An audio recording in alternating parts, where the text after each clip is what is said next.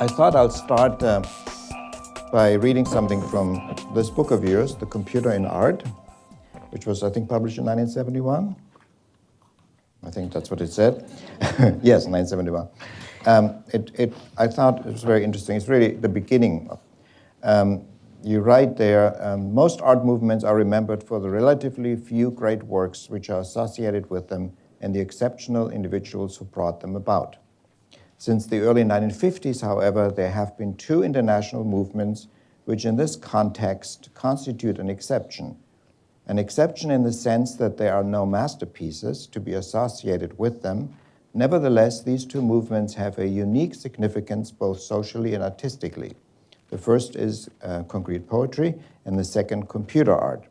The salient points are that both these movements are international, that they are motivated by the use of media, technique, and method rather than an ideology, and that those participating in them come from a variety of professions, disciplines, and walks of life.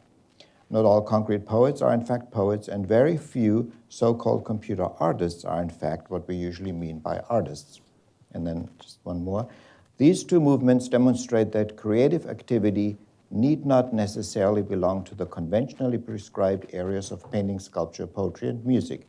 They also demonstrate that creative activity is not the prerogative of those with a diploma from an art college, creative writing course, or an academy of music, or of those professionally engaged in these fields.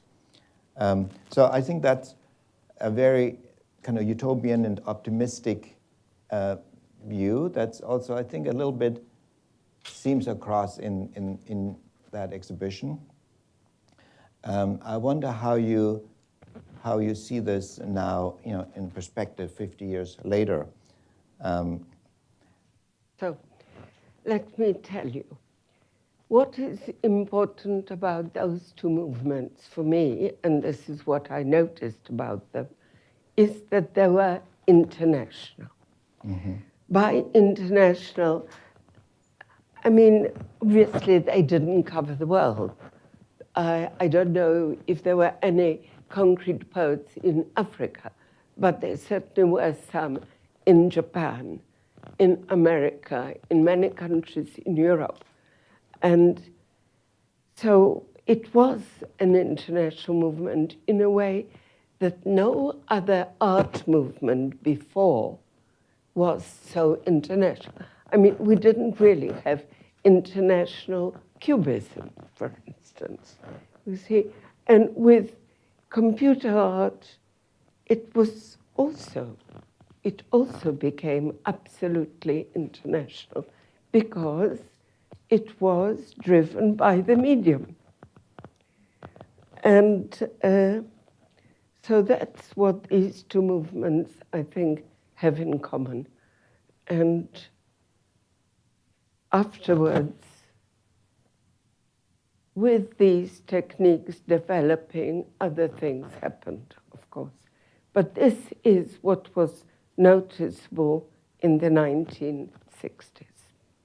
So what seems to be implied in what you wrote is that it was a time when there seems to be a possibility for anyone to be able to become an artist or to be creative without having to study at an art academy, for instance, etc. Yes, I mean, anybody could become an artist before, but at that time, they could become an artist and be accepted as artists because there were enough of them. So it was a movement. If it was just few individuals, it wouldn't have happened. Well, that's that's another question.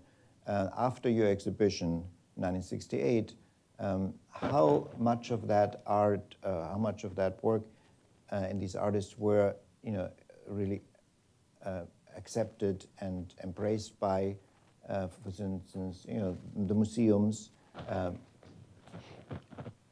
Well, that's something else.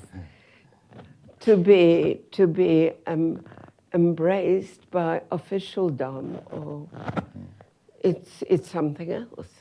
But art never needed to be accepted by officialdom. by museums. I mean, after all, we know that. We know that.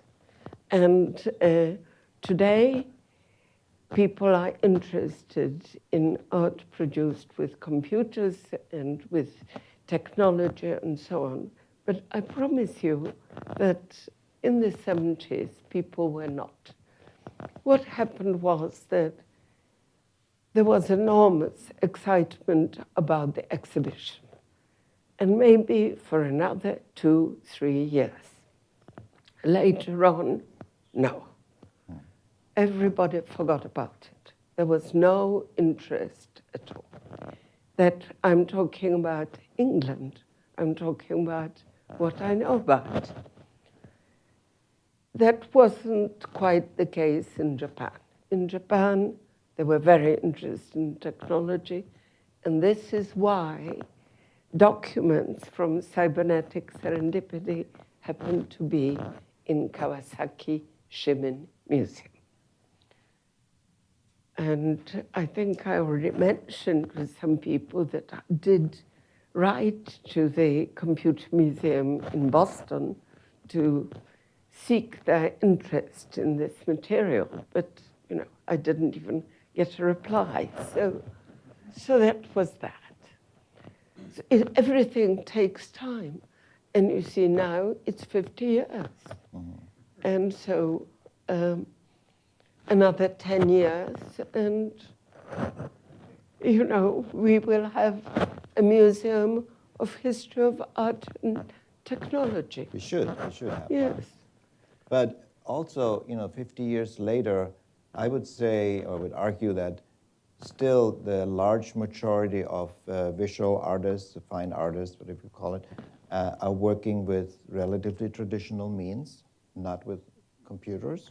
Yes, there's a lot of digital technology that is being used by artists today, but I would argue that the most creative uses of digital technologies today are found not in the fine arts, but in the movies, in television, yes. and graphic design and so forth. Yes. And I think that's kind of very interesting. Well, so as you said, it is actually used not by the people that were trained artists, but other people in yes. creative ways. Image in motion. Yeah. Has made possibly greater benefit of the technology than perhaps drawings. So that's how it is. And more people are making films. And we also have lots of art which is ephemeral, just effects which pass by. Because really, if people were producing large chunks of art, there would be no room for it. Just imagine a lot of Sarah sculptures being produced, you see. So I think it's the moving image that has benefited greatly. But you do see in your exhibition, in the images and other exhibition and activities of that time, the beginnings of things that I think have become very important, also in the visual arts and in society in general. Things that the idea of interactivity, for instance, the idea of collaboration, communication. Sharing ideas, that whole idea of connectivity that we are so used to now, especially with the social media and everything. I think the very beginnings of this you can kind of glimpse in these exhibitions. Well, let me mention interactivity. This is a big problem, because there are all sorts of interactive devices, and some of them can be approached and manipulated by a number of people at once. This is a problem, because each individual, if say there are 5 of you doing something to this particular work, you don't know what you are responsible for, because there are several people also manipulating or trying to interact with this machine.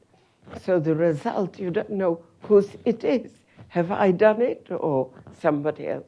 So these things very often are unsatisfactory. And you could also say that the artist abandons his responsibility, his or her responsibility, by allowing the images to change in any direction. So those things are very popular, of course, but they worry me. But the elements of chance have always been part of the Yes. creative process, of course, even before technology. Yes. And the responses a viewer has to a work of art, even if it's a painting, traditional oil painting, is always often unpredictable. Yes. And so, in that sense, No, I agree with you. Yeah. I think the element of chance is but for instance, you stand in front of a screen and you do various motions and the screen responds. Suddenly you see flowers. Suddenly they die. Suddenly an aeroplane comes into view. And it's all because you're doing something with your hands or you're dancing in front of it. You don't know whether you have explored every possibility of the painting, of the work. You don't know how much more is there that I've missed out on. And so only the simplest things of that sort seem to me to work. But I'm always a little frustrated in front of work like that. Have I done everything? Have I seen everything? Etc. Another thing that I think is very interesting that it's reminded me of looking at this. Whenever you see the beginnings of a new technology and the first adaptations of it by, say, artists, retrospective, it looks a little. Sometimes it looks a little silly. It looks a little simple. Yes. Because of course. There's always the question: is it enough, or is it just trying out a new toy? But is there more to it? So the same thing kind of happened with fractal geometry, and when artists starting to play around with those programs. Now today we have to have something similar happening with virtual reality. So I've seen a lot of virtual reality applications there. Okay, you can do something, but it's just not quite there. It's kind of awkward. There's always the question. I mean, do you just do it because you can, or is it really elevating things to another level? And I think it's interesting to see in retrospect where what actually was just a gimmick and what really kind of became significant and transformative for the future. Well, I haven't really tried very much virtual reality. I have read a book by Oswald Wiener called The Improvement of Central Europe. And this book was written sometime, I think, in the 60s. And it deals with a world which is overpopulated. And people are frustrated and so on. And they can go to a certain building or palaces, whatever it is, I don't quite remember. And they can be given headsets, I suppose like our virtual reality helmets, and they can experience wonderful things. They can travel. They can visit the family if they are far away, they can see things that they've never seen. They even can have the illusion of eating, and so on. They don't want to leave. And the management of these buildings continues to provide them with food, etc. And they stay in these helmets longer and longer time. Eventually, they discover that they don't actually want to leave at all. And so the management decide these people are very expensive to maintain. So what they eventually do, and it takes time, they cut off their limbs and they place their heads with this helmet or whatever they're wearing in sort of flower pots. So the people are still traveling, experiencing things, etc., having a wonderful time. And so this is extreme virtual reality. A movie called The Matrix out of that. Well, but that is, that's virtual reality. Because eventually it will provide you with things that your normal daily boring life doesn't. And why would you leave if you can stay? And so on. So I think virtual reality is dangerous if you think that this kind of life is dangerous. But the same, this is like the last slide you showed, you know, people Yes. were thinking about their brains were going to be stolen by computers. So people always have you know, fear of the future technology. I'm curious as a museum professional a little bit more about the actual exhibition and how it came about. So first of all, it looked like a very expensive exhibition to make. I mean, looking at all the designs and constructions and technologies. How long did you work on this exhibition, first of all? I worked on it for 3 years. I was employed by the ICA part-time because ICA had no money to employ people full-time. I did mention before that there was no budget because ICA had no money, and so apart from a small grant from the Arts Council, you know, I just started. How do you start? Well, you start by writing a letter. First of all, you start by writing notes. What do I want to do? So I said, computer and the arts. Yes, that's what. Before I thought up the title, Cybernetic Serendipity. So I present my notes to the management committee of the ICA.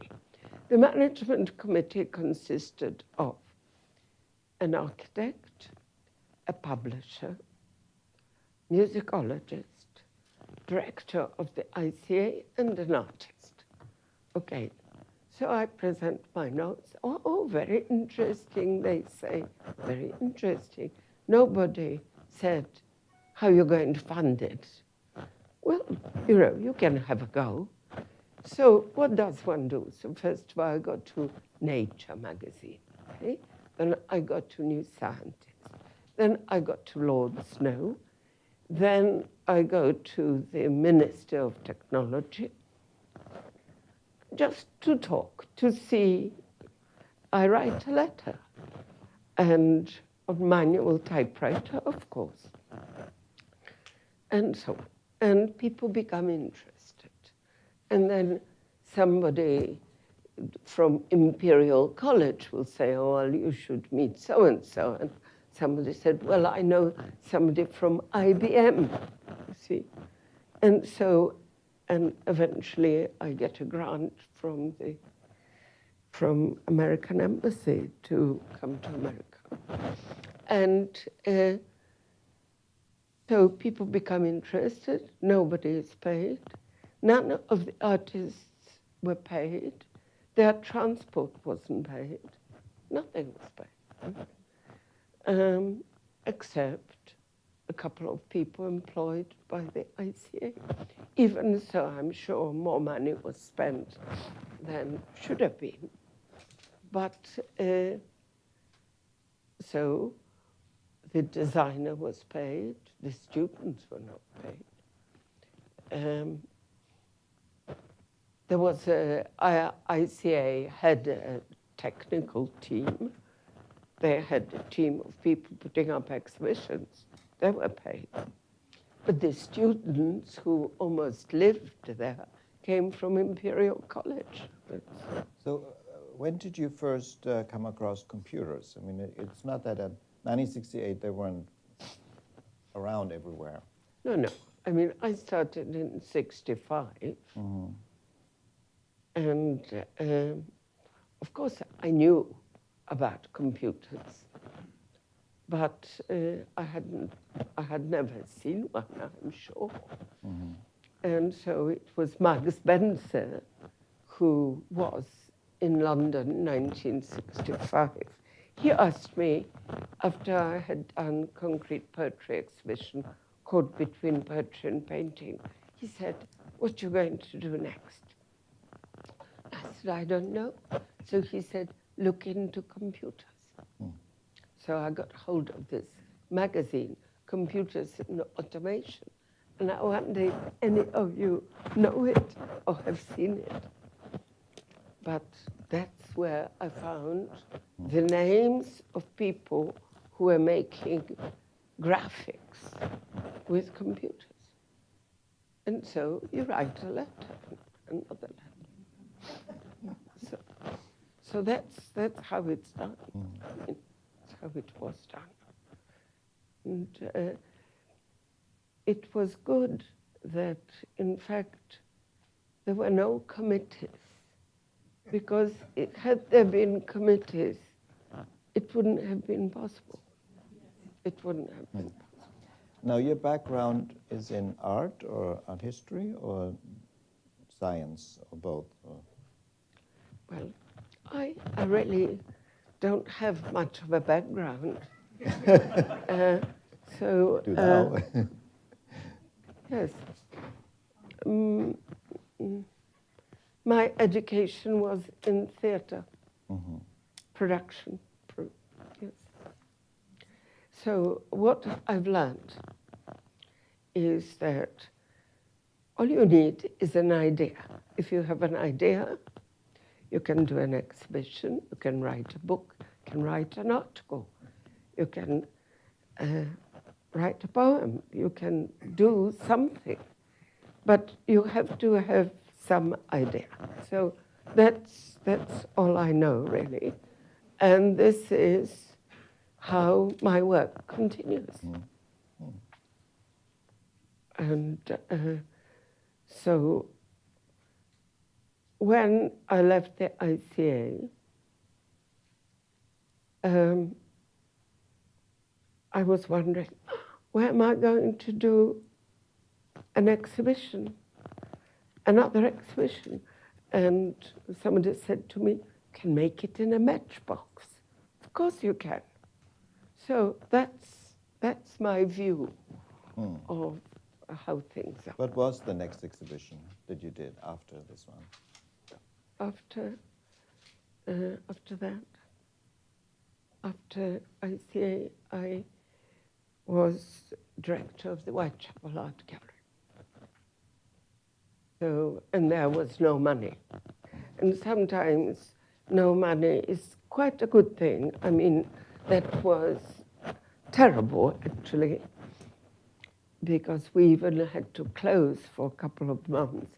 But I also found that you can do more, because people are less interfering if there's no money. Okay? And you were aware, I think, at the time of what was going on in the United States at Bell Labs with the experiments in art and technology? Yeah. Yeah. Yes, I knew those people and so on. I was in New York at the time of EAT, and I knew Billy Kluver and so on, and I went to some of the meetings. So that was interesting. A meeting in a large hall, lots of cushions on the floor, people sitting down, artists on one side, engineers on the other. Somehow they didn't really know each other. So Billy Kluver suggests that the artists should start saying what it is they want to achieve. Okay. So one artist gets up and says, I'm looking for an engineer who will help me find a way so that I can fly from one end of the room to the other and up at the ceiling. Silence from the engineers. We later learn that engineers want to be artists. They want to do their own thing. And that was very interesting. And in a way, one could say that this is why EAT came to an end, because engineers didn't want to provide the service industry. They wanted to make things for themselves. They had their own ideas and so on. Anyway, that was a lesson learned, you know. So that's how EAT was. So you mentioned to me earlier that you have a very large archive on art and technology. Yes, on art in general, but special yeah. archive, art and, which I started in the 1950s because I was always interested in robots and machines. And later on, I wrote a book about robots. It's called Robots, Fact, Fiction, and Prediction. And it deals with history, philosophy, robots in literature, robots in art, robots in film, robots in industry. It covers the field in a way. And so I was always interested in that. And because as a child, when I was very, very young, my mother told me about a machine into which you put your shirts and they come out clean and ironed. And I was going to have such a machine one day. Of course, we still don't have such a machine. That'd be nice. Yes, I'm looking forward. So Someone here can build it. So in the 1950s, I started collecting documents of various sorts, and because I was particularly interested in art and technology, I was especially collecting that stuff. And recently, I had to stop. Why? Because now most artists use computers. So how can one separate those artists who use technology and those that don't? You see? So gradually. So art and technology, in a way, is sort of history, which has percolated into the present.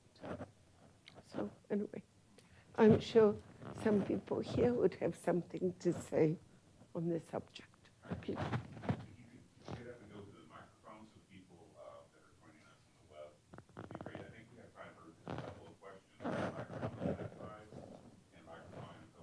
Mm-hmm. Sorry for these to be just the best way.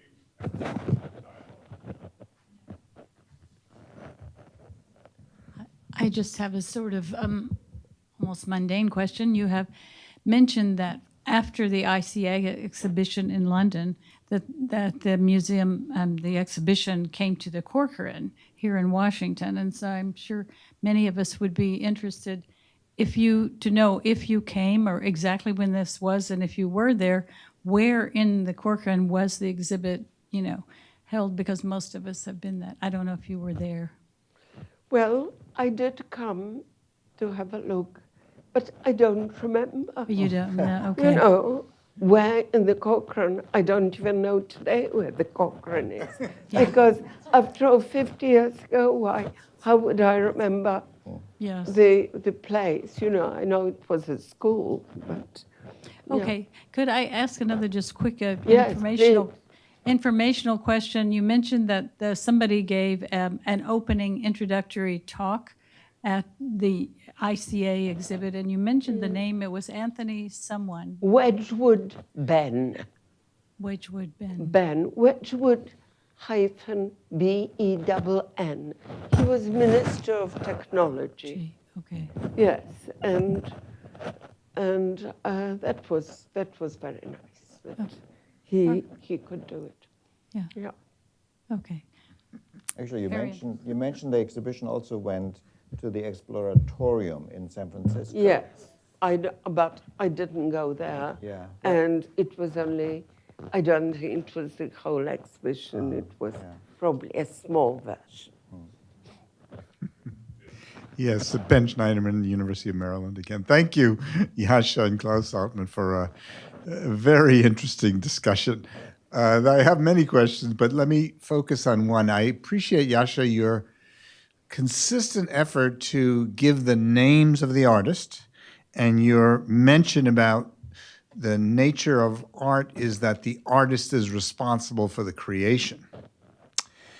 And that's a direction I fully support. Yet the term of computer-generated art has remained the focus, and the obsession remains strong that it is the computer who does it. From the article you showed about the mechanical brain who writes poetry or so on, there's an intense and continuing infatuation. Yet we don't talk about paintbrush-created paintings or camera-generated photography. In most fields of creation, we attach responsibility and clearly to the creator. You tried to do that, but in general, I am very troubled that there's an infatuation with the idea that the machine is doing it, that the computer does it. How can we address that tension and assert the centrality of human responsibility? Oh, what a difficult question. May I tell you about a book which was published in the 70s? It's called Cybernetics and the Rainbow. And in it, the author, whose name escapes me, writes about a situation, the computer as an artist. Okay. So one day, the computer says, I have produced a work of art, and shows the gathered company 2 lines on a sheet of paper. The people look at it and they say, no, it can't be. Maybe it's conceptual art, or is it a joke? Maybe it isn't art at all. Maybe it's a mistake. What to do? How do we know if the computer has made a work of art? They call another computer, equally well trained and educated with everything, with art history, etc., and ask this computer, tell us, is this product on the bit of paper with 2 lines, is it a work of art?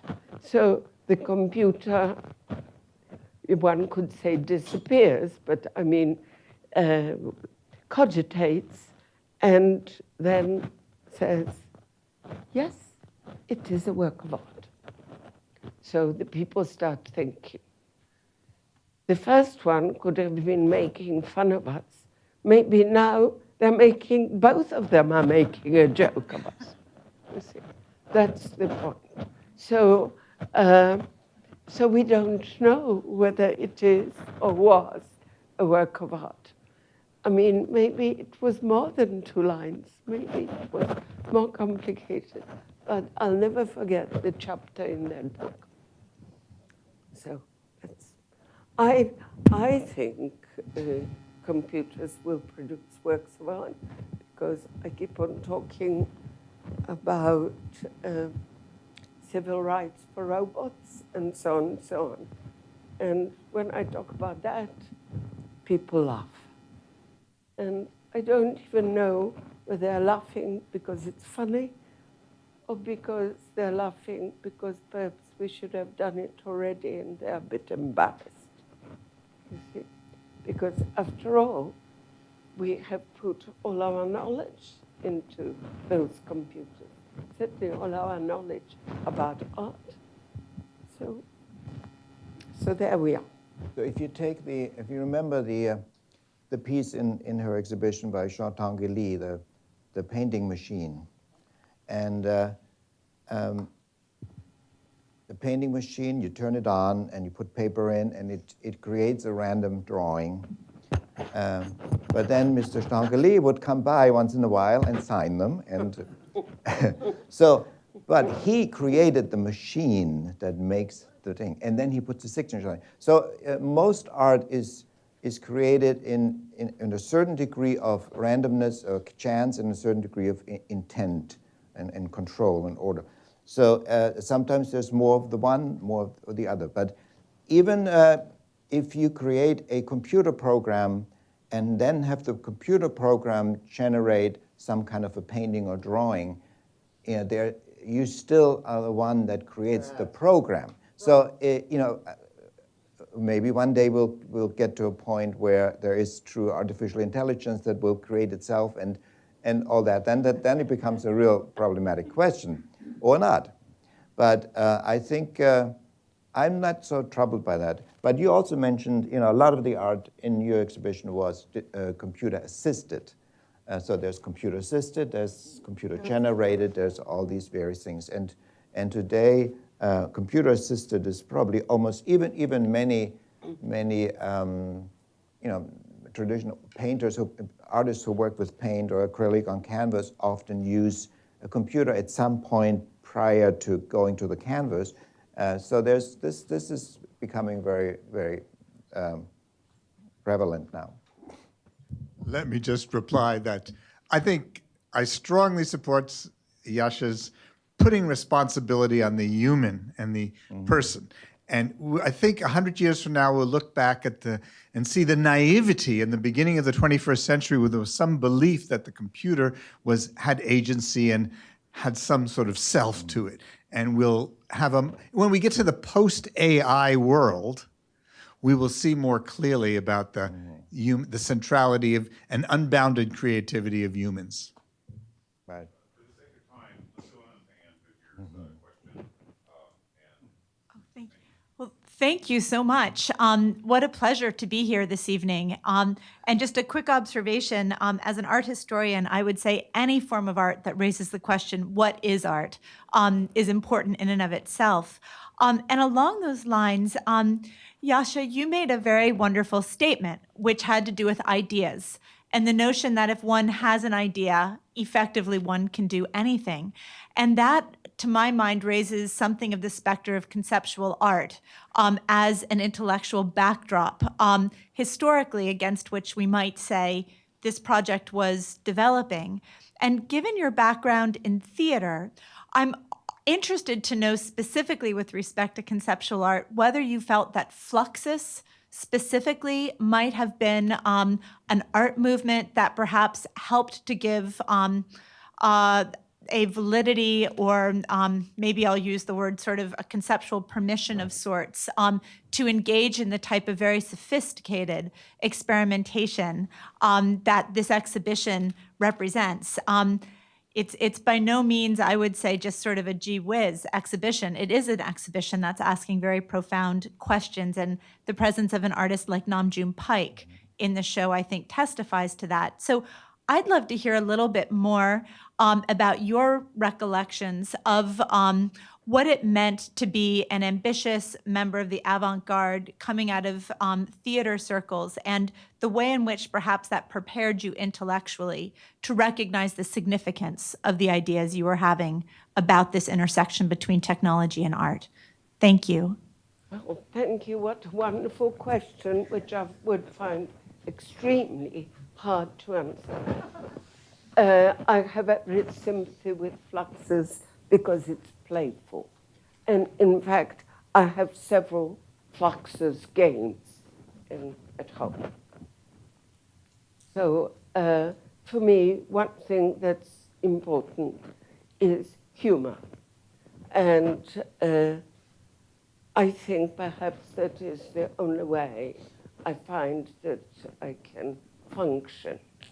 And as far as conceptual art is concerned, generally speaking, it's boring.